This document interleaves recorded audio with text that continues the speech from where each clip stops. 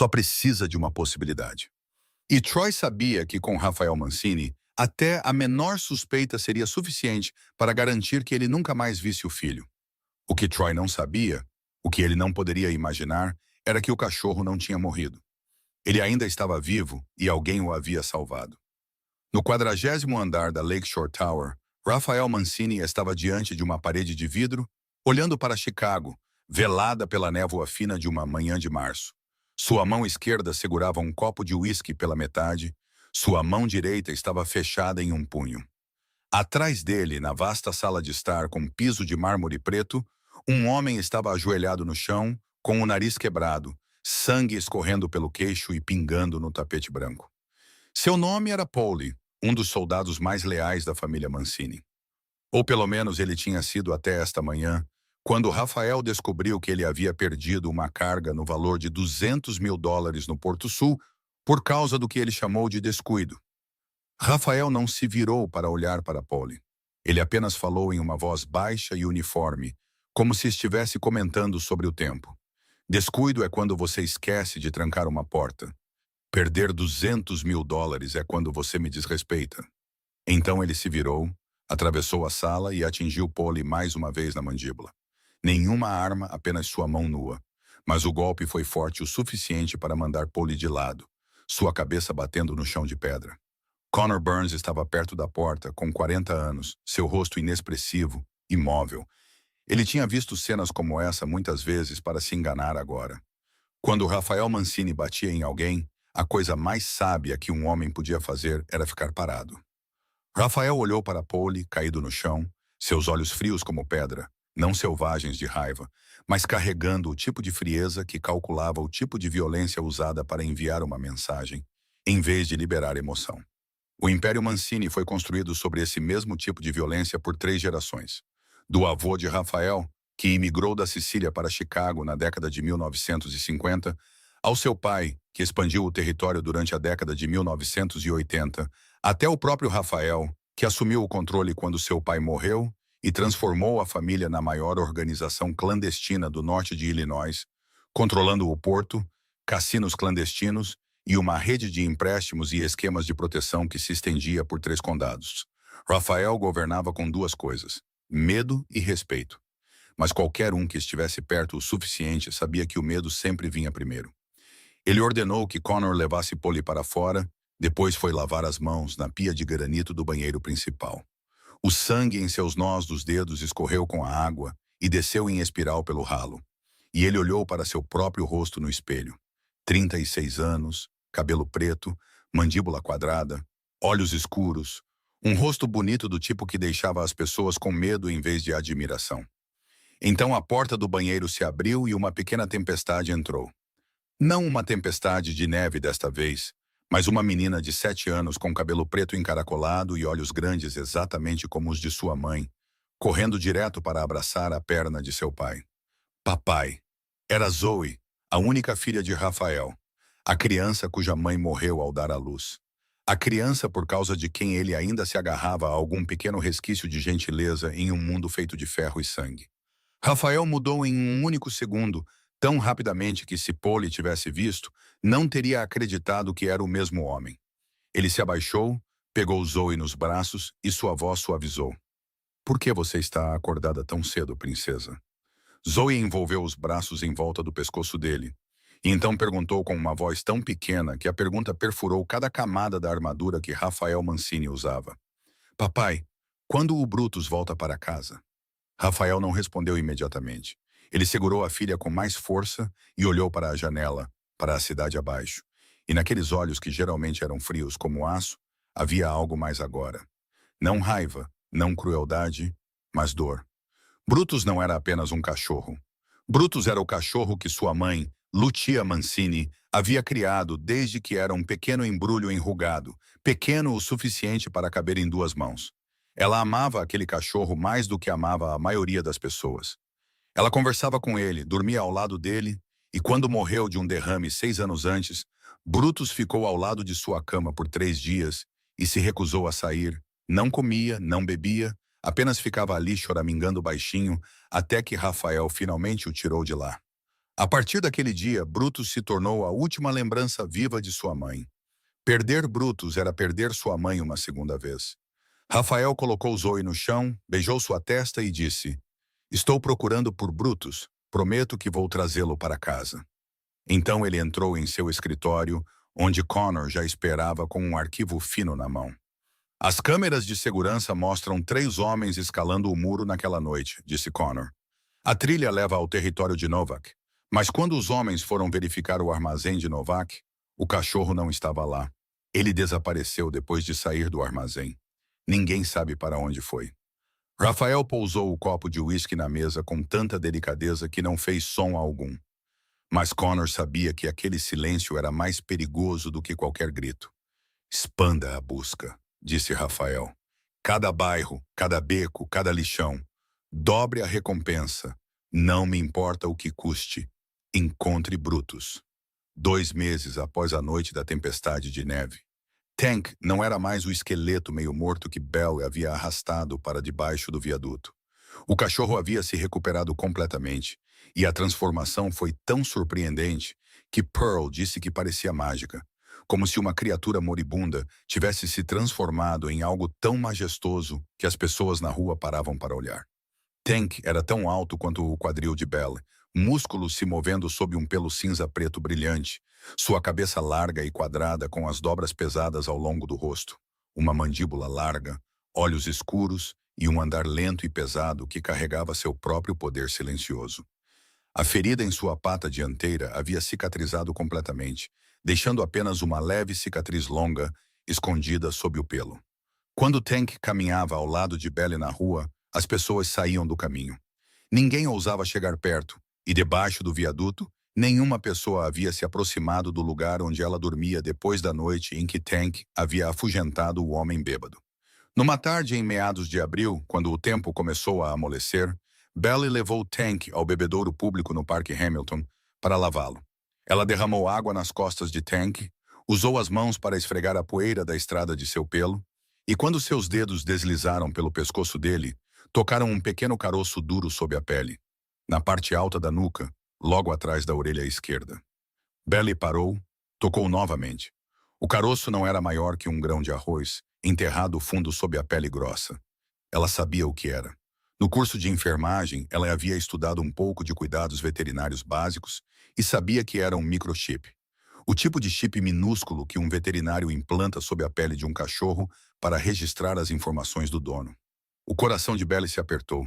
Um microchip significava que Tank já havia pertencido a alguém, tinha um nome de verdade, tinha alguém que o havia registrado, alguém que ainda poderia estar procurando por ele.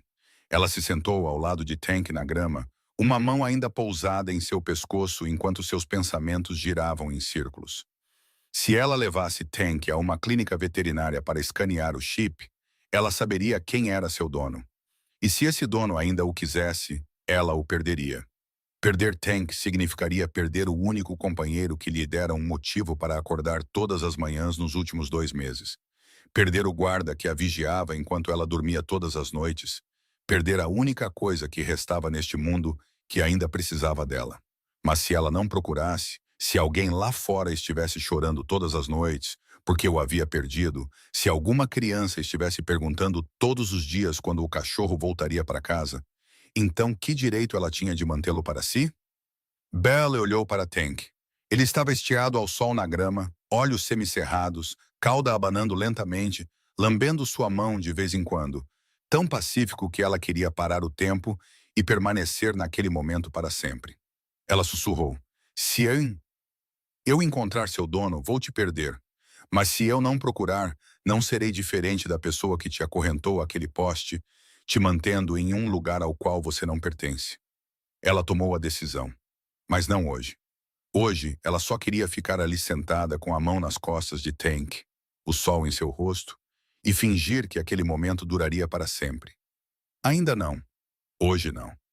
Naquela noite, debaixo do viaduto, Belle contou a Pearl sobre o chip sob a pele de Tank. Pearl ouviu, ficou em silêncio por um tempo, depois disse com a voz rara e gentil que só usava quando dizia algo que realmente importava: "Garota, passei minha vida inteira lendo livros e aprendi uma coisa. O amor verdadeiro não é se agarrar com força. O amor verdadeiro é estar disposto a deixar ir, se deixar ir for o melhor para quem você ama. E você saberá quando chegar a hora. Belo não respondeu. Ela apenas abraçou Tank com mais força na escuridão e rezou para que aquele dia nunca chegasse. Connor Burns não era um homem que desistia facilmente, e por 2 meses ele havia revirado cada pedra em Chicago procurando por Brutus. As câmeras de segurança da mansão mostraram 3 invasores escalando o muro naquela noite, mas eles usavam capuzes, luvas e a filmagem capturou apenas contornos borrados. A trilha levou ao armazém de Novak na rua Division. Mas quando os homens de Mancini verificaram, o armazém estava vazio. Sem cachorro, sem sangue. Alguém havia limpado tudo. Connor ampliou a busca por toda a cidade, espalhando dinheiro de recompensa pela rede de informantes. De pequenos traficantes a seguranças de supermercado, de motoristas de táxi a funcionários de pet shops. 2 meses se passaram sem nada. Então, numa manhã no início de abril, o telefone de Connor tocou com uma ligação de um de seus informantes de nível mais baixo, um homem sem teto chamado Benny, que vivia na Zona Sul, o tipo de homem que venderia qualquer pedaço de informação por alguns dólares para comprar bebida. Benny disse: "Tem essa garota magra morando debaixo do viaduto da I-90 na Zona Sul, e ela tem um cachorro preto grande como uma vaca. Eu nunca vi um cachorro tão grande na minha vida. Ele a segue por toda parte." Connor foi verificar naquela mesma tarde, estacionando seu carro a uma quadra do viaduto e observando com binóculos. Ele viu uma jovem, cabelo castanho escuro fino, usando um casaco grande demais, sentada em um banco de parque perto do viaduto, e a seus pés estava um mastim napolitano. Connor não precisou olhar 2 vezes. Ele reconheceu Brutus imediatamente. A cabeça larga e quadrada, o pelo cinza preto, as dobras no rosto, a maneira familiar como ele se deitava com as 2 patas dianteiras esticadas. Ele tirou fotos, comparou-as com as fotos de Brutus no arquivo, e a correspondência era exata. Mas Connor não agiu para pegar o cachorro imediatamente. Ele sabia que Rafael iria querer mais do que isso. Ele queria saber quem era essa garota, por que ela tinha Brutus e se ela tinha alguma conexão com Novak. Connor passou os 2 dias seguintes investigando o passado da garota. Nome: Bella Lawson, 27 anos, nascida em Chicago. Mãe morreu de câncer de pulmão 2 anos antes no Hospital Northwestern Memorial. Dívida hospitalar pendente, fraudada por um homem chamado Troy Callan para coassinar um empréstimo de $40 mil. Troy desapareceu com o dinheiro. Bella perdeu seu apartamento, perdeu sua vaga no programa de enfermagem no Malcolm X College, estava sem teto há 2 anos, atualmente trabalhava no turno da noite lavando pratos no Tony's Coa em Halstead e passava os dias coletando latas de alumínio para vender como sucata, sem antecedentes criminais, sem laços com nenhum grupo de crime organizado, sem conexões com Novak ou qualquer gangue em Chicago. Connor seguiu o rastro fino da atividade financeira de Bell e encontrou um detalhe que o fez ler a linha 2 vezes. Em 15 de fevereiro, um dia após a nevasca, Belle Lawson foi a Lucky Pawn em Ashland e vendeu um colar de pingente oval de prata por $60. Nesse mesmo dia, ela comprou uma grande dose de amoxicilina na PetSmart em Western, junto com Gaze, solução salina para feridas e comida de cachorro. Total gasto, $60. Connor escreveu tudo no relatório, fechou o arquivo e o levou para a cobertura no 40º andar. Rafael estava sentado sozinho em seu escritório. Connor colocou o arquivo na mesa e recuou. Rafael o abriu e leu cada página, cada linha. Lentamente, ele leu o histórico, a parte sobre a morte da mãe dela, a traição, a falta de moradia, e então parou na última página, na linha que Connor havia sublinhado. Sujeito vendeu o colar de lembrança de sua falecida mãe na Lucky Pawn em 14 de fevereiro por $60. Usou o valor total para comprar antibióticos veterinários e comida de cachorro. Rafael pousou o arquivo na mesa. Ele não leu mais nada. Ele ficou parado por um longo tempo, os olhos fixos no espaço vazio à sua frente, e a sala estava tão silenciosa que o tic-tac do relógio na parede podia ser ouvido. Então ele falou, sua voz baixa e lenta, como se cada palavra carregasse mais peso do que o normal. Ela vendeu a lembrança de sua mãe para salvar o cachorro da minha mãe. O silêncio se estendeu por mais alguns segundos. Então Rafael pegou o telefone, ligou para Connor e disse apenas uma frase: "Leve-me lá esta noite." Às 10 horas daquela noite, um Cadillac Escalade preto parou a cerca de 50 metros do espaço sob o viaduto da I-90. Connor estava ao volante. Dois guarda-costas estavam do lado de fora do veículo e Rafael Mancini saiu sozinho. Ele estava vestido com um terno preto, uma camisa branca sem gravata, sapatos de couro polido e caminhou pelo chão imundo coberto de lixo, latas amassadas e vidro quebrado, como se estivesse atravessando o saguão de um hotel. O contraste era tão gritante que qualquer um que visse pensaria que ele estava perdido ou que tinha vindo comprar o terreno. Mas Rafael não estava perdido e não tinha vindo comprar nada. Ele caminhou em direção ao viaduto, passou pelo buraco cortado na cerca de ferro, desceu o aterro de concreto e parou quando viu o pequeno fogo de papelão queimando brilhando entre os pilares da ponte. Belle estava sentada no colchão ao lado do fogo. Tank estava enrolado ao lado dela com a cabeça em seu colo, enquanto Pearl dormia perto do pilar em frente a eles. Belle ouviu passos e olhou para cima, seus olhos se arregalando quando viu um homem de terno preto sair da escuridão. E Tank se levantou de uma vez, seu corpo inteiro ficando rígido, seus olhos fixos no estranho, um rosnado baixo começando a vibrar em sua garganta. Belle agarrou Tank pelo pescoço, seu coração batendo descontroladamente. Ela não sabia quem era aquele homem, mas todo o seu instinto de sobrevivência gritava que homens de terno não vinham debaixo de um viaduto às 10 da noite para distribuir caridade. Então o homem parou a cerca de 5 metros de distância e disse apenas uma palavra, suavemente, quase como um sussurro. Brutus. Tank congelou. O rosnado morreu instantaneamente. Sua cauda curta e cortada começou a abanar, lentamente no início, depois mais rápido ainda, e seu corpo inteiro começou a tremer. Não de frio, mas de algo que Belle nunca tinha visto nele antes. Tank correu em direção ao homem, não para atacar, mas avançando como uma criança correndo de volta para seu pai.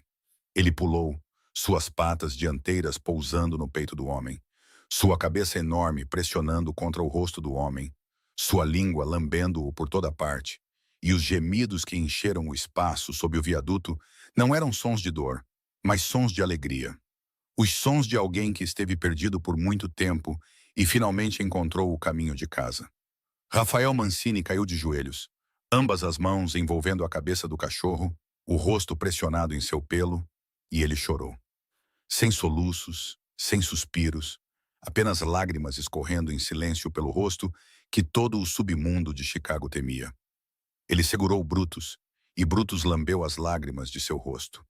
E naquele momento, sob o viaduto imundo, no meio do lixo e do cheiro de urina velha, havia algo tão bonito que Belle teve que virar o rosto porque não conseguia suportar. Ela entendeu agora. Ela entendeu tudo. Tank não era Tank. Ele era Brutus. E este homem era seu dono. E ele amava este cachorro. E o cachorro o amava. E ela tinha sido apenas aquela que o manteve seguro por um tempo, enquanto ele estava perdido. Belle se levantou. Suas mãos tremiam, mas sua voz estava calma, mais calma do que ela mesma poderia acreditar. Calma o suficiente para falar sem se desmanchar. Leve-o, ele é seu. Sem súplicas, sem barganhas, sem dizer o quanto ela havia sacrificado por este cachorro. Ela apenas disse aquelas 4 palavras. Depois, sentou-se de volta no colchão, virou o rosto para a escuridão e não olhou para eles enquanto Rafael se levantava, levava Brutus de volta pelo aterro, através da cerca, para dentro do carro, e o Escalade preto partiu na noite. 40 minutos depois, na mansão Mancini, Zoe correu para o hall de entrada perto da meia-noite quando ouviu a porta se abrir. E quando viu Brutus entrar, ela gritou, depois começou a chorar, correndo para se jogar ao redor do cachorro. Brutus lambeu seu rosto, sua cauda abanando sem parar. E Zoe continuava dizendo as mesmas palavras repetidamente. Brutus está em casa. Brutus está em casa. Eu senti tanta falta do Brutus. Rafael ficou ali observando sua filha abraçar o cachorro. E pela primeira vez em 2 meses, ele sentiu algo próximo da paz. Mas a paz não durou. Naquela noite, Brutus não dormiu. Ele andava de um lado para o outro na mansão, suas garras estalando no chão de mármore. Ele foi até a porta da frente e arranhou. Arranhou de novo. Choramingou baixinho. Depois se deitou, depois se levantou e voltou, arranhando mais uma vez. Os criados lhe ofereceram comida, mas ele não quis comer. Zoe o levou para sua cama e ele ficou lá por alguns minutos antes de se levantar novamente e voltar para a porta. O dia seguinte foi pior. Brutus deitou-se no canto da sala de estar, com o rosto virado para a entrada da frente, a cauda imóvel, os olhos vazios de interesse por qualquer pessoa. Ele não comia, ele não bebia. Zoe sentou-se ao lado dele, acariciando seu pelo, e ele não respondeu. E a menina começou a chorar. Papai, o Brutus está triste. Ele não está feliz. Ele sente falta de alguém. Na mesma hora, debaixo do viaduto da I-90, Belly estava deitada no colchão com o rosto enterrado no cobertor rasgado. E o lugar ao lado dela, o lugar onde Tank dormira nos últimos 2 meses, estava vazio, embora ainda guardasse um traço de calor. Rafael Mancini sentou-se em seu escritório às 2 da manhã, ouvindo o som de Brutus arranhando a porta do andar de baixo. E ele sabia que tinha que fazer alguma coisa. Ele não era um homem acostumado a dizer obrigado. Ele estava acostumado a dar ordens, acostumado a usar dinheiro para resolver tudo, acostumado a controlar todas as situações. Mas ele não podia ordenar que Brutus parasse de sentir falta da jovem que salvara sua vida. Ele chamou Connor ao escritório e deu 3 instruções. Primeiro, encontrar um apartamento-estúdio limpo, perto da mansão, e pré-pagar 3 meses de aluguel em nome da empresa imobiliária legítima da família. Segundo, arranjar uma posição como assistente de cozinha no Cucina Mancini na Rua Rush, o restaurante italiano sofisticado que pertencia aos negócios legais da família, com um contrato oficial, um salário e seguro de saúde. Terceiro, ir a Lucky Pawn em Ashland e resgatar o colar de pingente oval de prata que a garota havia vendido em 15 de fevereiro. Connor não perguntou por quê. Ele simplesmente assentiu e saiu. 2 dias depois, tudo estava pronto. E Connor foi ao viaduto da I-90 naquela tarde, sozinho. Sem carro preto, sem guarda-costas, vestido apenas com um casaco comum, descendo o aterro de concreto como se estivesse dando um passeio casual e passasse por ali por acaso. Belly estava sentada no colchão, com olheiras sob os olhos de 2 noites seguidas sem dormir de verdade. O espaço vazio ao lado dela, ainda vazio, e ela ainda o alcançava sem pensar sempre que adormecia, apenas para acordar sobressaltada quando sua mão não tocava nada. Connor parou na frente dela, apresentou-se como um dos homens de Rafael Mancini e entregou-lhe um envelope branco. Belly o abriu com as mãos trêmulas. Dentro havia uma chave de prata, um contrato de trabalho de 2 páginas bem digitado, e no fundo, embrulhado em uma fina camada de papel de seda, o colar de prata de sua mãe. Belly olhou para o colar e suas mãos tremeram tanto que ela quase o deixou cair. Ela o reconheceu instantaneamente. O pequeno pingente oval, a fina corrente de prata, e dentro, ainda lá, a foto de sua mãe aos 25 anos, sorrindo sob a luz do sol. Alguém tinha ido à loja de penhores e o resgatado. Alguém sabia que ela o vendeu, sabia por que o vendeu e o recuperou para ela. Belly fechou a mão com força em volta do colar, fechou os olhos, e por um segundo sentiu como se sua mãe tivesse voltado para ela e desaparecido novamente. Então ela abriu os olhos, olhou para a chave, olhou para o contrato e colocou tudo de volta no envelope, exceto o colar, e empurrou o envelope de volta para Connor. Eu não aceito caridade, disse ela, sua voz calma, mas firme. Não sei o que seu chefe quer, mas não devo nada a ninguém e não aceito pena de ninguém. Pearl, sentada perto do pilar em frente a eles, tinha ouvido tudo e se manifestou.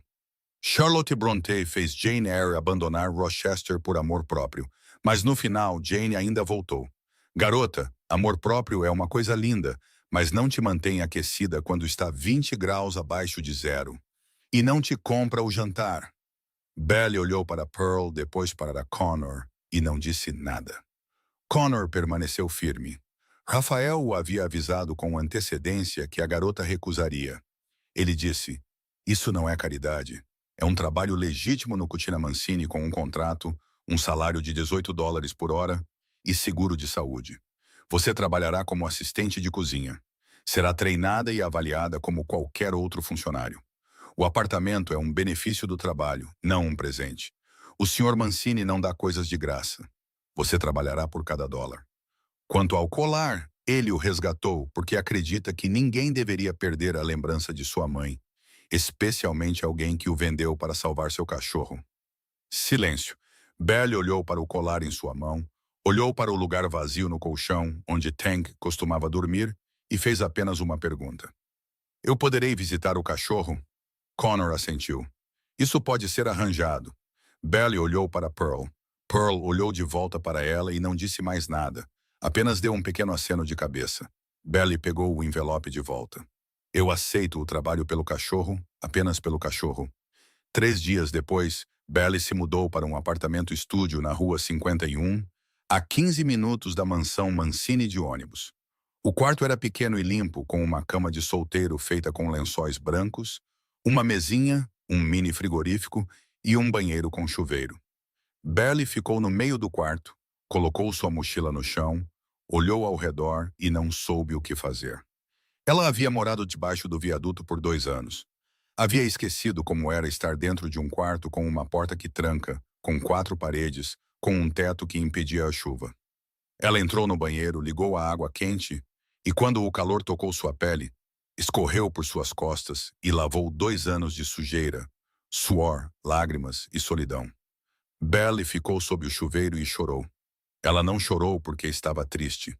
Ela chorou porque havia esquecido como era se sentir aquecida. Ela ficou ali por um longo tempo, até que as lágrimas se misturaram com a água quente e desapareceram pelo ralo. Então ela saiu, se secou, vestiu as roupas limpas que Connor havia deixado no armário e prendeu o colar de prata de volta em seu pescoço. Ela se olhou no espelho do banheiro e, pela primeira vez em 2 anos, viu verdadeiramente seu próprio rosto. A mulher que a olhava de volta era mais magra do que ela se lembrava, mais pálida, mais velha, mas aqueles olhos cinza-azulados ainda eram os olhos de sua mãe, e o colar havia retornado para onde pertencia, em seu peito, perto de seu coração. Na manhã seguinte, Bella chegou ao Cucina Mancini às 7 horas. O gerente da cozinha a olhou de cima a baixo e disse secamente: "O senhor Mancini nos disse para te dar uma chance. Apenas uma chance. O resto depende de você." No primeiro sábado à tarde, depois que ela começou o trabalho, Connor levou Bella à mansão Mancini em Lakeview. E desde o momento em que o carro entrou na entrada de paralelepípedos além dos portões de ferro de 3 metros, Bella soube que estava entrando em um mundo totalmente diferente. A mansão era de 3 andares de pedra cinza, com um telhado preto, janelas altas e terrenos extensos cercados por sebes verdes bem aparadas. E na área de estacionamento, 3 carros pretos reluzentes estavam em perfeito silêncio. Tudo era caro. Tudo era impecável. Mas quando Bella passou pelas grandes portas de carvalho para o hall principal, ela sentiu algo que todo o luxo do mundo não poderia esconder. E isso era frieza. O hall era largo, o teto alto com um lustre de cristal no alto e mármore dourado pálido sob os pés. Mas não havia fotografias de família nas paredes, nem flores frescas, nem cheiro de comida da cozinha, nem música, nem risos. A casa era tão bonita quanto um museu e tão fria quanto um. Então, do corredor à esquerda, Bella ouviu o som de garras batendo na pedra. Rápido, pesado, urgente, e Brutus saiu correndo. O cachorro correu direto para ela como uma bala de canhão preta pesando 60 quilos. Suas patas dianteiras se erguendo até o peito dela com força suficiente para quase derrubá-la. Sua cabeça empurrando contra seu rosto, sua língua lambendo seu queixo e bochechas. E seus gritos de alegria ecoaram pelo hall. Belly envolveu os braços em volta da cabeça de Brutus e enterrou o rosto em seu pelo. E ela riu. Riu de verdade enquanto as lágrimas escorriam e desapareciam no pelo escuro do cachorro. "Senti sua falta, Tank." Ela sussurrou, e então se corrigiu. "Brutus, senti sua falta, Brutus." A equipe da casa, parada perto da escada, olhava com espanto porque nos últimos 2 dias, Brutus se recusara a comer e não respondera a ninguém, e agora ele pulava ao redor de Belly como um filhote. Connor ordenou que trouxessem comida para Brutus. E quando a tigela foi colocada no chão, Brutus comeu imediatamente, devorando-a, terminando tudo, a primeira refeição completa que ele comera desde que voltou para a mansão. Belly sentou-se no chão ao lado dele, acariciando suas costas. E então ela ouviu passos leves atrás dela. Ela se virou e viu uma menina parada no final do corredor. Cabelo preto encaracolado, olhos escuros e grandes, usando um vestido branco. Ambas as mãos firmemente entrelaçadas diante do peito, enquanto ela olhava para Bello com uma incerteza tímida. Zoe. A menina ficou ali por alguns segundos. Depois se aproximou em pequenos passos, parando a cerca de 1 metro de distância, e perguntou com uma voz minúscula. Você é quem salvou o Brutus, não é? Bello assentiu. Zoe olhou para ela por mais um segundo, depois correu para frente e envolveu os braços em volta do pescoço de Belly, dizendo em seu ombro. Obrigada. Eu senti tanta falta do Brutus. Fiquei com medo de ele não voltar. Belly segurou a menina perto e pôde sentir o pequeno corpo tremendo, não de frio, mas de ter suportado muita solidão por muito tempo. Porque Zoe vivia nesta casa enorme com um pai que estava sempre ocupado, com babás que mudavam constantemente, com quase nenhum amigo porque era educada em casa, e o cachorro tinha sido seu único companheiro. Belly acariciou o cabelo de Zoe e disse suavemente, Brutus é forte, ele não vai a lugar nenhum mais. Zoe pegou Belly pela mão e a levou para ver o quarto de Brutus, depois o jardim dos fundos, depois sua sala de artes, e Belly se deixou ser puxada de um lugar para outro, sorrindo a cada história que Zoe contava. Enquanto dentro de seu peito, algo doía porque ela podia ver a solidão da menina tão claramente quanto a cicatriz na perna de Brutus. Então, quando Zoe a levou pelo corredor do segundo andar para mostrar a sala de jogos, Belly abriu a porta errada, pensando que era a sala de jogos, mas não era. A porta se abriu e Belly viu um quarto escuro com as cortinas fechadas.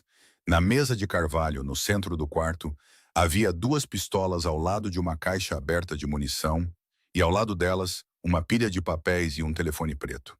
Belly congelou por exatamente 1 segundo, depois fechou a porta apressadamente, seu coração trovejando no peito, sua mão se apertando inconscientemente em torno da de Zoe, até que a menina olhou para cima e perguntou, o que há de errado? Belly engoliu em seco e forçou sua voz a permanecer normal. Nada. Vamos por outro caminho. Ela guiou Zoe adiante, mas seus pensamentos estavam girando. Armas na mesa, uma caixa aberta de munição, uma criança morando na casa. Ela sabia que Rafael Mancini não era um empresário comum desde o momento em que Connor apareceu sob o viaduto naquela noite com o carro preto e os guarda-costas. Mas ver as armas com seus próprios olhos era diferente. Transformou uma suspeita vaga em algo duro, frio e metálico. Este mundo era perigoso, e ele era perigoso. No final daquela tarde, Belly foi embora. Brutus a seguiu até os portões de ferro, com a cauda baixa, os olhos fixos nela. E quando os portões se fecharam, deixando-o do outro lado, ele soltou um gemido suave. Belly ajoelhou-se ao lado do portão, estendeu a mão através das grades de ferro para acariciar sua cabeça e disse, eu voltarei, eu prometo. As 2 semanas seguintes passaram e Belly foi à mansão Mancini 3 vezes por semana, todas as terças, quintas e sábados, com a regularidade de um relógio. Cada vez que ela passava pelos portões de ferro, Brutus já estava esperando no hall de entrada, como se tivesse contado cada hora entre suas visitas, sua cauda abanando descontroladamente, seu focinho pressionando em sua mão, e ele não saía do seu lado até que ela saísse pelos portões no final da tarde. Mas não era apenas Brutus que a esperava. Zoe também esperava. A menina começou a ficar na janela do segundo andar de manhã cedo, nos dias em que Belly vinha. E no momento em que a via no portão, Zoe descia as escadas correndo tão rápido que a babá tinha que gritar para ela diminuir a velocidade. Zoe a chamava de Senhorita Brie, e essas 2 palavras se tornaram a coisa que ela mais dizia em um dia. Senhorita Brie, olhe o desenho que eu fiz. Senhorita Brie, você vai ler para mim? Senhorita Brie, qual é a sua cor favorita? Senhorita Brie, você vem amanhã? Belly entendeu muito rapidamente que Zoe não apenas gostava dela. Ela estava se agarrando a ela porque não tinha mais ninguém. 7 anos, ensinada em casa por tutores particulares, não autorizada a frequentar uma escola normal por questões de segurança, sem amigos da sua idade. Babás mudando uma após a outra, porque ninguém conseguia suportar a tensão de trabalhar por muito tempo na casa de um chefe da máfia. E um pai que a amava, mas estava sempre ocupado, sempre ausente, sempre trancado em seu escritório atrás de uma porta fechada. E uma mãe que ela nunca conhecera. Zoe estava crescendo em uma mansão cheia de criados e manta, no entanto, tão solitária que quando alguém realmente se sentava para brincar com ela, ler para ela, perguntar o que ela havia pintado naquele dia, ela se agarrava a essa pessoa como se temesse que, se a soltasse, ela também desapareceria como sua mãe. Belle entendia esse sentimento. Ela o entendia profundamente em seus ossos, porque ela também já fora uma criança que perdeu a mãe. A única diferença era que ela perdeu a dela aos 25, enquanto Zoe perdeu a dela antes mesmo de abrir os olhos para o mundo. Durante aquelas tardes na mansão, Bella e Zoe sentavam-se juntas na sala de artes, enquanto Brutus deitava em seus pés. E Belle sentiu algo quente que não ousava nomear, com medo de que, se o nomeasse, desapareceria. Quanto a Rafael, ela quase nunca o via. Ele ficava no terceiro andar, em seu escritório, atrás de uma porta fechada. E nas raras ocasiões em que ele passava pelo corredor enquanto Belle brincava com Zoe, ele apenas dava um leve aceno de cabeça, sem sorriso, sem palavras, e continuava andando.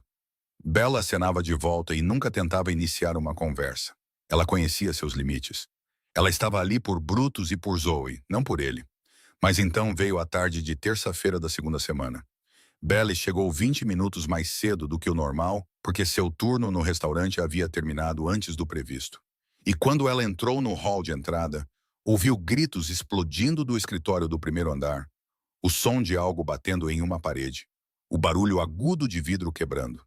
Ela congelou no meio do hall e, antes que pudesse reagir, a porta do escritório se abriu e um homem saiu cambaleando, o rosto contorcido de dor, sangue escorrendo do nariz pelo queixo e pingando no chão de mármore, o braço esquerdo enrolado em volta do estômago, as costas curvadas, e ele cambaleou pelo hall sem olhar para Belle, apenas tentando se mover o mais rápido possível em direção à porta. Atrás dele, dentro do escritório, Rafael estava no meio de cacos de vidro de um copo de uísque que havia sido jogado na parede. Sua mão direita estava cerrada em um punho, os nós dos dedos avermelhados, seus olhos tão frios que Bella sentiu como se a temperatura na sala tivesse caído repentinamente abaixo de zero. Então seu olhar pousou nela. Bella ficou imóvel no hall, olhando diretamente para ele através da porta aberta. E naquele único segundo, ela viu tudo. Viu a violência, viu o controle, viu o homem real sob o terno, sob medida e os olhos que Zoe chamava de papai. Ela não disse nada. Ela se virou, saiu para o jardim dos fundos onde Brutus estava esperando, sentou-se ao lado dele, e suas mãos começaram a tremer. Ela estava tremendo, não de frio, mas porque acabara de ver algo que já tinha visto antes em outras formas. Em Troy, nos homens nos becos da Zona Sul, no mundo que a engolira por inteiro, o perigo escondido sob uma superfície polida. Ela acariciou o pelo de Brutus e tentou acalmar suas mãos trêmulas.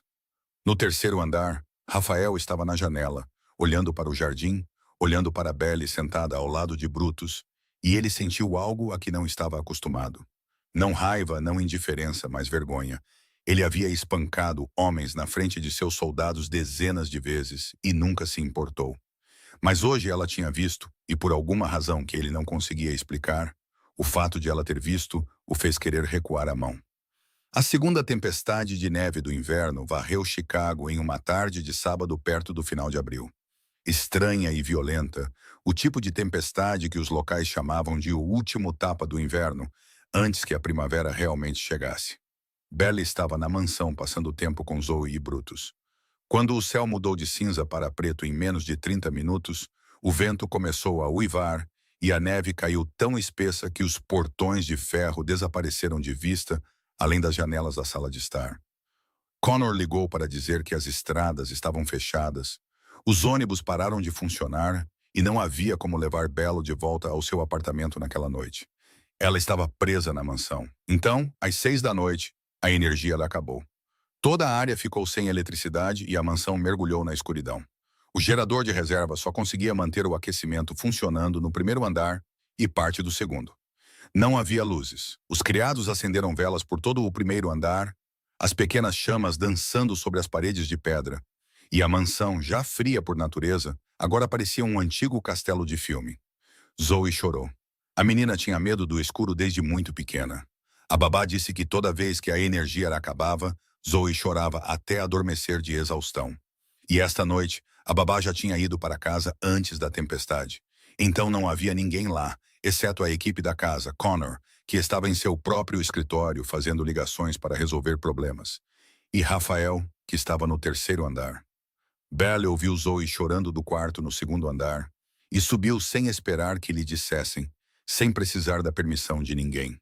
Ela abriu a porta de Zoe e viu a menina enrolada na cama, agarrando um travesseiro, o rosto molhado de lágrimas, enquanto Brutus estava deitado ao lado da cama, choramingando baixinho porque podia sentir o medo de sua pequena dona. Belle sentou-se na cama, puxou Zoe para seus braços, segurou-a com as duas mãos e disse suavemente, "Está tudo bem, querida. Eu estou aqui." Zoe se agarrou ao pescoço de Belle, chorando em seu ombro, e Belle começou a contar uma história sobre um gatinho perdido em uma floresta de neve que encontrou o caminho de casa. A história que sua mãe costumava contar a ela nas noites de inverno quando era criança. E a voz de Belle ficou mais suave, mais lenta, até que ela não estava mais contando a história, e em vez disso começou a cantar. A canção de ninar não tinha nome, apenas uma melodia que sua mãe costumava cantarolar, simples, gentil, repetindo-se como ondas tocando a praia. E Zoe parou de chorar. Sua respiração diminuiu. Seus olhos se fecharam. O pequeno corpo nos braços de Belle amoleceu e ficou pesado de sono. E do lado de fora da porta do quarto, na escuridão do corredor, Rafael estava encostado na parede em silêncio. Ele subira ao segundo andar quando ouviu sua filha chorando. Mas quando chegou, Belle já estava lá, e ele parou do lado de fora da porta e ouviu. Ele a ouviu contando a história, ele a ouviu cantando, e quando a melodia da canção de ninar o alcançou, ele ficou imóvel porque a reconheceu. Sua mãe, Lucia Mancini, cantara aquela melodia. Ele não se lembrava das palavras, apenas da melodia. Lembrava-se da voz de sua mãe cantarolando ao lado de sua cama quando era menino, antes que o mundo o transformasse no homem que as pessoas temiam. A canção não pertencia a ninguém em particular. Era o tipo de melodia que muitas mães cantam para seus filhos. Mas ouvi-la dentro desta mansão escura, na voz de uma jovem segurando sua filha, fez o peito de Rafael se apertar de uma forma que ele pensava ter esquecido. Zoe adormeceu. Belle a deitou na cama, puxou o cobertor até o pescoço e saiu para o corredor. Ela viu Rafael parado ali e se assustou, mas ele não disse nada. Apenas deu um pequeno aceno de cabeça, como se estivesse agradecendo sem usar palavras. Os dois desceram para o primeiro andar e sentaram-se na sala de estar, um de frente para o outro, a luz das velas bruxuleando entre eles. O silêncio durou vários minutos. Então Rafael falou, sua voz mais baixa que o normal. Minha mãe cantava essa canção, essa mesma melodia. Ela costumava me chamar de Razobuono, bom menino. Ela foi a única pessoa no mundo que me chamou assim. Ele não olhou para Belle enquanto falava. Ele olhou para a chama da vela e Belle percebeu que era a primeira vez que ele dizia mais do que algumas palavras de um breve aceno para ela. Ela ficou quieta por um momento, depois disse, minha mãe era enfermeira. Ela sempre dizia que curar outras pessoas era como você se curava. Eu estava estudando enfermagem para ser como ela. E então ela morreu. Nenhum dos dois disse mais nada por vários minutos. A vela queimava, a neve caía além das janelas, e os dois sentaram-se frente a frente na mansão escura. Um chefe da máfia e uma jovem sem teto, ambos tendo perdido suas mães, ambos carregando lembranças, ambos solitários de maneiras que ninguém de fora jamais poderia ver. Nenhum tocou no outro, mas a distância entre suas cadeiras era menor do que no início da noite. E quando Belle finalmente se levantou e foi para a sala de estar onde dormiria naquela noite, ela passou por Rafael e sentiu seus olhos a seguirem. Não frios como antes, não distantes como antes, mas com algo que ela ainda não ousava nomear. 3 dias após a noite do apagão, Belle voltou ao seu apartamento às 10 da noite, após seu turno no restaurante. Exausta, mas com um traço de calor ainda persistindo em seu peito pelo que acontecera na mansão escura naquela noite, pela voz de Rafael enquanto falava de sua mãe, pelo olhar em seus olhos quando ela se levantou para sair, por algo que ela ainda não ousava nomear, mas podia sentir com dolorosa clareza. Ela virou no corredor do segundo andar do prédio, procurou sua chave e parou de repente. Alguém estava encostado em sua porta. A escuridão no corredor não era suficiente para esconder aquele rosto. O rosto que Belle tentara esquecer por 2 anos e que ainda via todas as noites em seus pesadelos. Troy Callan. Ele estava ali com as mãos nos bolsos do casaco, com aquele sorriso. O sorriso que ela um dia amou e que agora fazia seu estômago revirar. Ei, Bri, há quanto tempo? Você está com uma aparência muito melhor. Belle sentiu o sangue em seu corpo gelar. Ela deu um passo para trás, o instinto gritando para ela se virar e correr, mas suas pernas não obedeceram. Elas travaram no lugar. Troy deu um passo à frente, sem tocá-la, mas perto o suficiente para que ela pudesse sentir o cheiro de fumaça de cigarro e colônia barata grudado nele. Você precisa me ouvir, disse ele, sua voz ainda doce. Mas por baixo havia algo duro e frio que ela não havia reconhecido antes. Porque naquela época ela estava apaixonada. Para sua própria segurança, Belle forçou sua voz a permanecer firme. Você não tem o direito de estar aqui. Você mentiu para mim. Você tirou tudo de mim. Você desapareceu. Vá embora. Troy não se moveu. Ele ficou entre ela e a porta do apartamento e continuou falando, cada frase como outra lâmina. Você ao menos sabe perto da casa de quem você está morando. Rafael Mancini. Máfia. O maior chefe de Chicago. Você entra e sai da mansão dele toda semana como se fosse um parque público. Você sabe o que acontece com pessoas comuns quando se envolvem em um mundo como esse? Belle não respondeu, mas sua mão se apertou em torno da chave com tanta força que a borda de metal cortou sua palma. Troy estudou seu rosto, depois baixou a voz quase a um sussurro, mas a agudeza nela apenas se aprofundou. Eu preciso que você me ajude com uma coisa. Você entra e sai daquela mansão. Você é próxima da garota, próxima do cachorro, próxima dele. Eu preciso que você me consiga algo de dentro daquela casa. Documentos, um pendrive, qualquer coisa do escritório dele. Em troca, eu te deixo em paz. Belle balançou a cabeça. Não, eu não vou fazer isso. Você está louco. Troy deu uma risada suave e então disse a única coisa que Belle nunca poderia ter imaginado ouvir de sua boca. Aquele cachorro que você salvou na tempestade de neve naquela noite. Você sabe quem o acorrentou àquele poste? Silêncio. O coração de Belle falhou uma batida. Eu, disse Troy. Eu o acorrentei lá. Eu o peguei da mansão Mancini por ordem do meu chefe. Eu o esfaqueei. Eu o acorrentei. Eu o deixei lá para morrer de frio. E você, de alguma forma, você o salvou e o entregou de volta para o homem exato que eu tenho tentado evitar. Belle sentiu o chão inclinar sob seus pés. Troy, o homem que a havia enganado e tirado tudo, também era o homem que quase matara Brutus. As duas grandes tragédias de sua vida de repente se uniram em uma só. E no centro de tudo estava este homem. Troy continuou. Se você não me ajudar, eu vou deixar o Mancini saber que você era minha namorada. Eu sou quem sequestrou o cachorro dele. Como você acha que ele vai reagir quando descobrir que a garota que brinca com a filha dele toda semana costumava dividir a cama com o homem que quase matou aquele cachorro? Ele vai pensar que você é uma espiã, Bri. E homens como Mancini não deixam espiões viverem por muito tempo.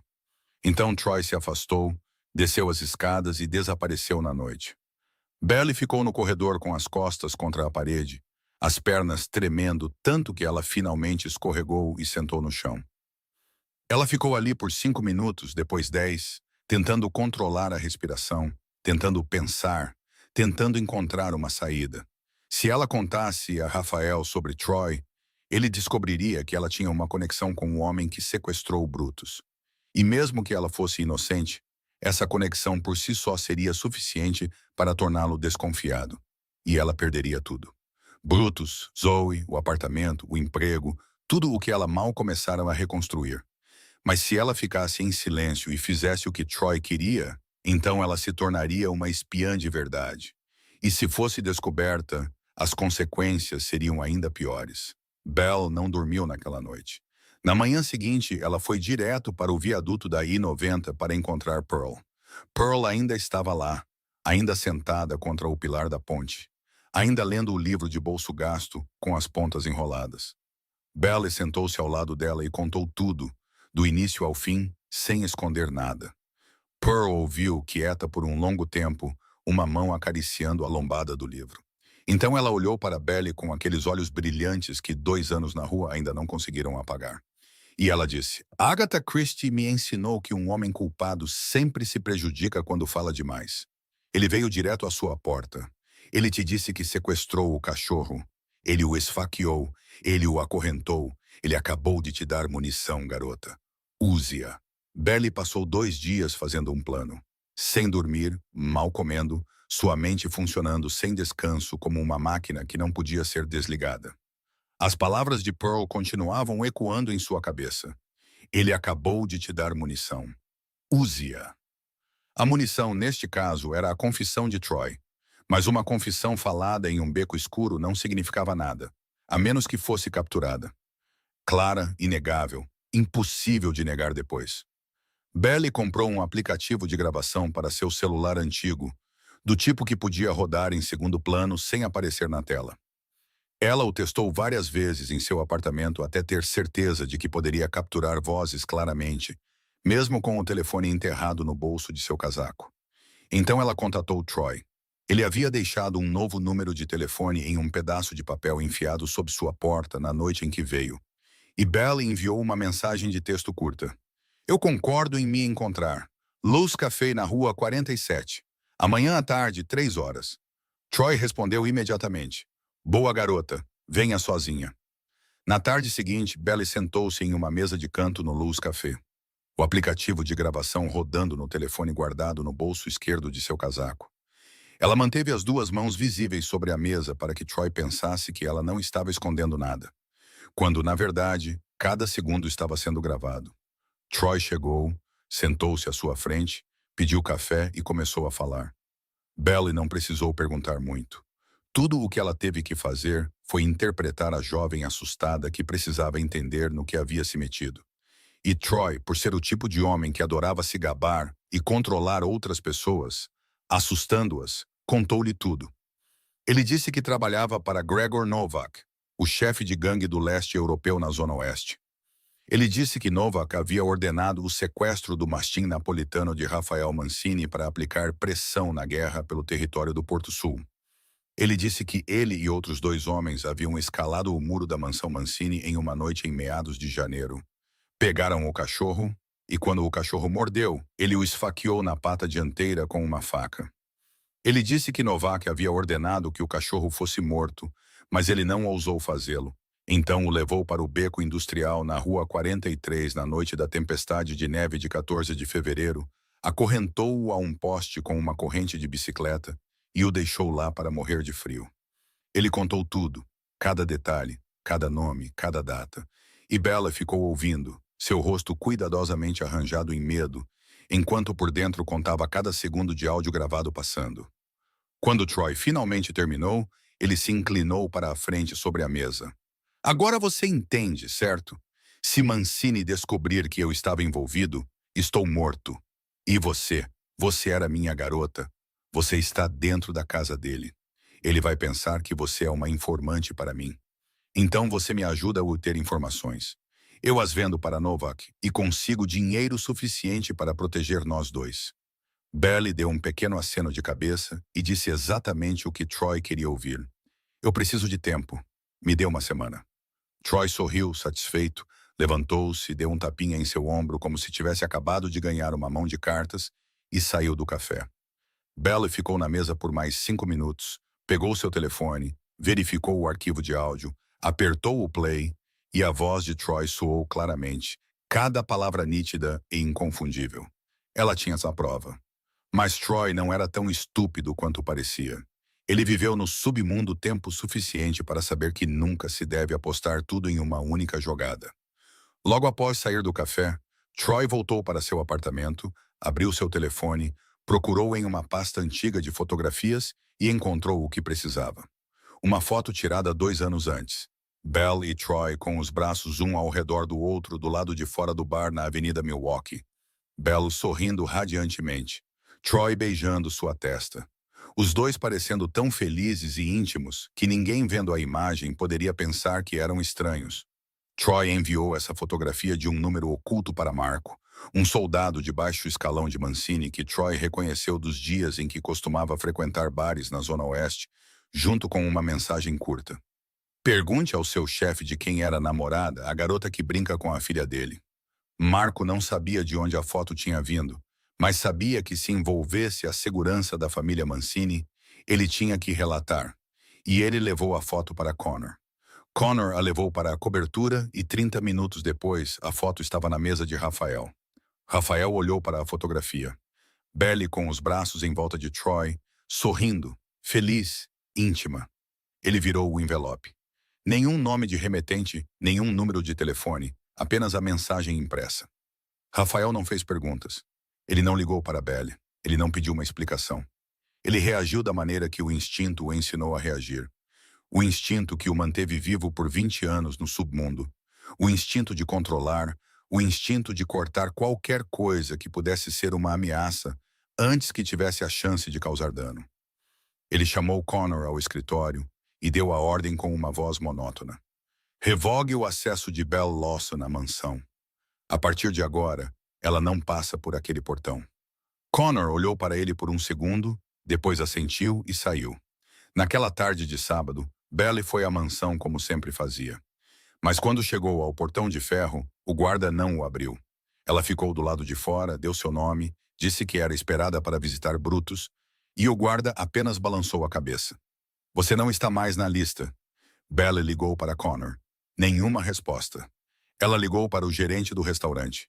Ninguém sabia de nada. Ela ligou para o número que Rafael havia usado para contatá-la através de Connor. Tocou, depois parou. Ela ficou do lado de fora dos portões de ferro da mansão Mancini, onde apenas 2 semanas antes ela se sentara em frente a Rafael, à luz de velas, e compartilhou a dor de perder sua mãe. E agora o portão estava fechado. Ninguém lhe diria por quê. Ninguém explicaria. E ela havia sido cortada limpa das vidas de Brutus, Zoe e Rafael, como se nunca tivesse existido. Belle ficou diante do portão da mansão naquela noite, olhando para as grades de ferro seladas, e sentiu algo dolorosamente familiar. A sensação de ser cortada da vida de alguém sem uma única explicação. Exatamente como naquela manhã, 2 anos antes, quando ela acordou e Troy havia desaparecido. Mas a Belle de 2 anos atrás e a Belle de agora não eram a mesma pessoa. A Belle de 2 anos atrás havia desmoronado, chorado no chão de um apartamento vazio, deixado a vida varrê-la para a rua como lixo pego pelo vento. A Belle de agora havia dormido debaixo de um viaduto, passado fome para salvar um cachorro moribundo, vendido a lembrança de sua mãe sem quebrar, gravado o homem que a ameaçava com suas próprias mãos. Ela não desmoronava mais. Ela voltou à mansão na manhã seguinte, caminhou direto para o portão de ferro, olhou o guarda diretamente nos olhos e disse com uma voz clara o suficiente para cortar aço. Diga ao Sr. Mancini que tenho algo que ele precisa ouvir. É sobre o cachorro dele e sobre o homem que o sequestrou. Se ele não se encontrar comigo dentro de 1 hora, levarei isso para a polícia. O guarda olhou para ela, hesitou, depois pegou o telefone e ligou para dentro. 15 minutos depois, o portão se abriu. Connor estava esperando no hall de entrada, inexpressivo, e levou Belle até o 3º andar, para o escritório em que ela nunca havia entrado antes. A sala era grande, com paredes de painéis de carvalho, uma mesa ampla, cadeiras de couro, cortinas semicerradas e uma luz dourada pálida. Rafael estava sentado atrás da mesa em um terno preto, o rosto frio como pedra. E quando Belle entrou, ele não se levantou, não a cumprimentou, apenas olhou para ela com os mesmos olhos que ela uma vez vira aquecidos à luz de velas na noite do apagão, mas agora tão frios que ela sentiu a temperatura na sala cair ao seu redor. Ele pegou a fotografia na mesa e a jogou levemente em sua direção. Ela deslizou pela madeira polida e parou na frente dela. Belle olhou para baixo. Era a foto dela e de Troy, abraçados, sorrindo, tirada 2 anos antes do lado de fora do bar, na Avenida Milwaukee. Rafael disse uma palavra. Explique. Bella pegou a fotografia, olhou para seu próprio rosto nela. O rosto da mulher de 25 anos que estava apaixonada e sendo enganada sem saber, depois a colocou de volta e falou. Sua voz calma, firme, sem tremores, sem súplicas, sem tentativa de se justificar. O homem nessa foto é Troy Callan. Ele era meu ex-namorado. 2 anos atrás, ele me enganou para coassinar um empréstimo de $40.000 e desapareceu com o dinheiro. Ele é a razão pela qual perdi minha casa, perdi a escola, perdi tudo e acabei morando debaixo daquele viaduto. Ela fez uma pausa por um segundo, depois continuou. 3 dias atrás, ele apareceu na porta do meu apartamento. Ele sabe que eu tenho entrado e saído da sua mansão. Ele tentou me forçar a espionar para ele, a roubar informações deste escritório e trazê-las para o chefe dele. E ele me disse algo que eu não sabia até aquele momento. Belly olhou diretamente nos olhos de Rafael. Troy Callan é o homem que sequestrou Brutus. Ele trabalha para Gregor Novak.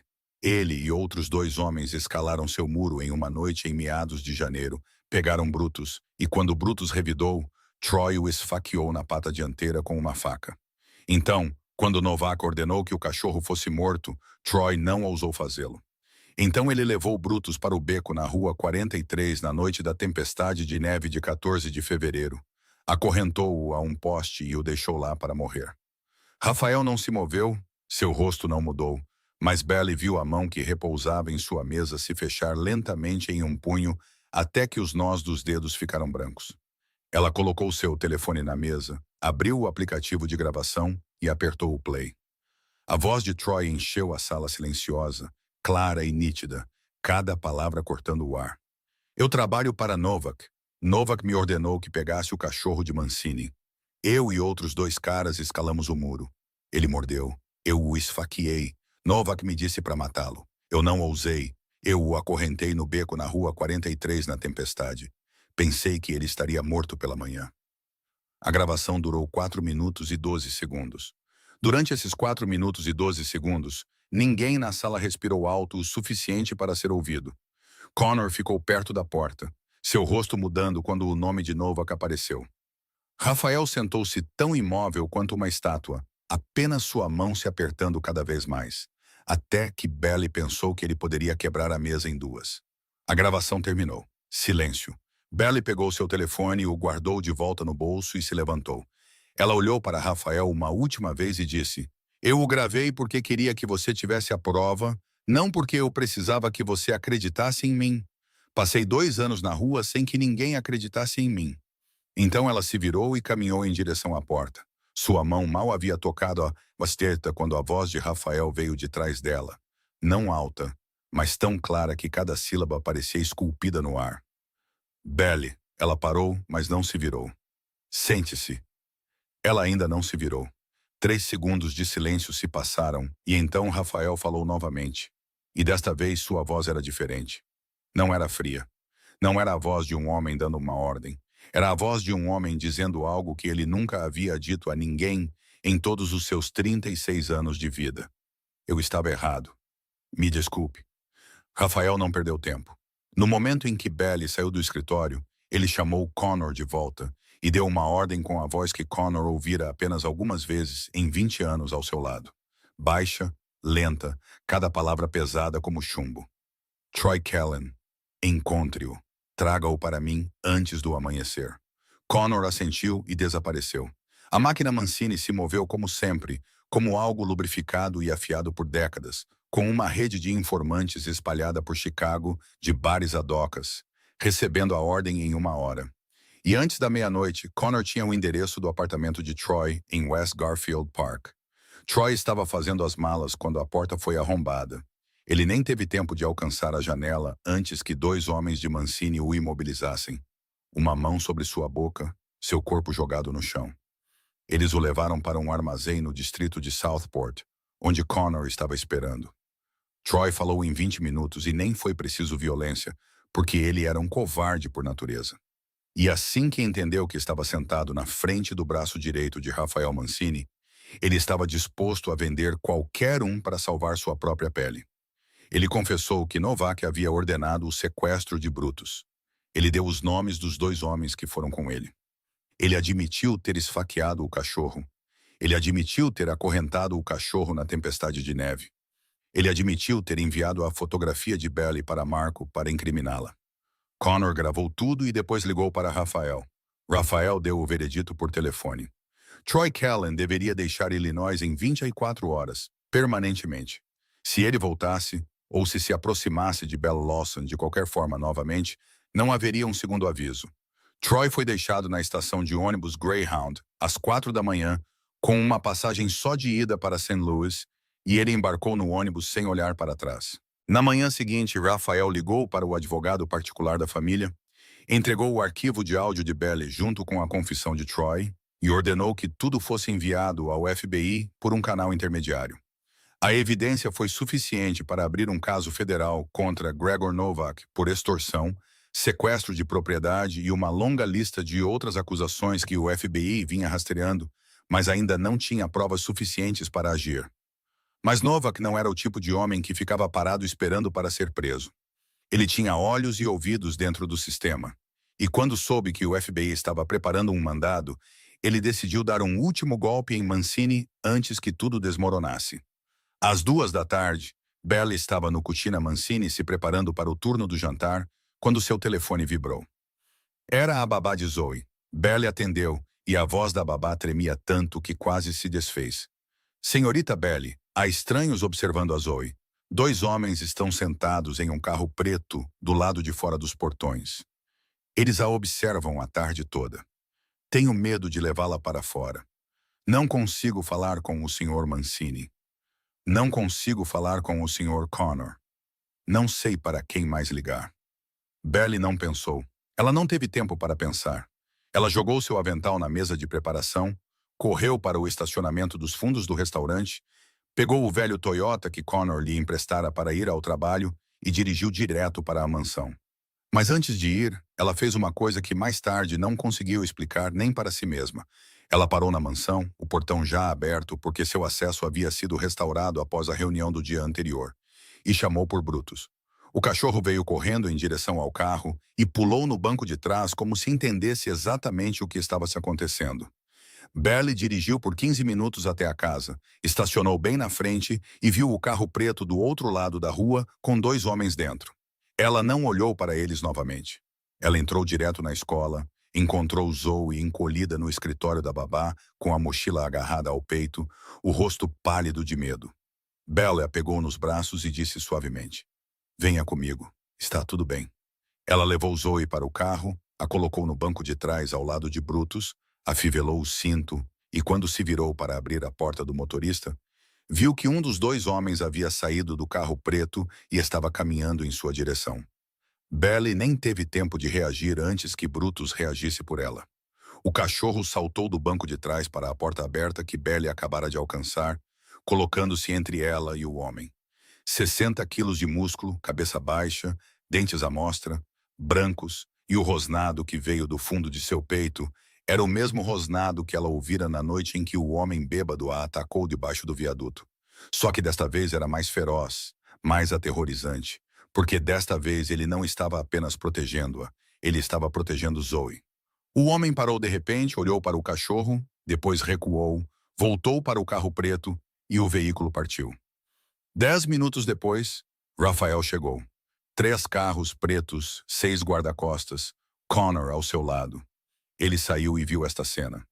Belly sentada no carro, Zoe encolhida em seu colo, os braços de Belly em volta da menina, e Brutus deitado na porta aberta como um guarda, a cauda dando um leve abano quando viu Rafael, mas nunca deixando seu posto.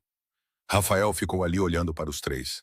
A garota que uma vez dormira debaixo de um viaduto, sua filha e o cachorro de sua mãe, e ele entendeu uma coisa com tanta força que o atingiu no peito como um golpe.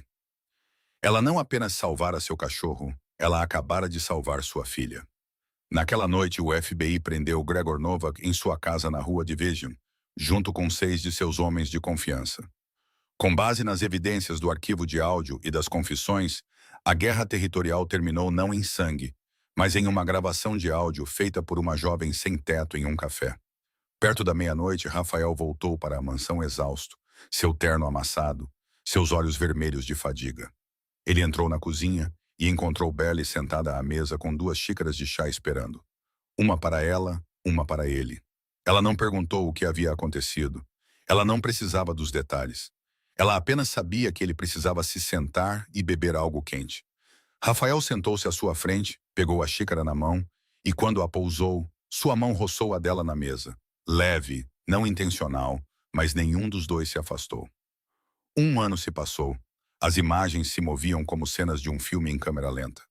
Belle estava no auditório do Malcolm X College, usando uma toga de formatura azul, segurando o certificado de enfermagem que havia perdido 3 anos antes e que passara mais 1 ano lutando para reconquistar.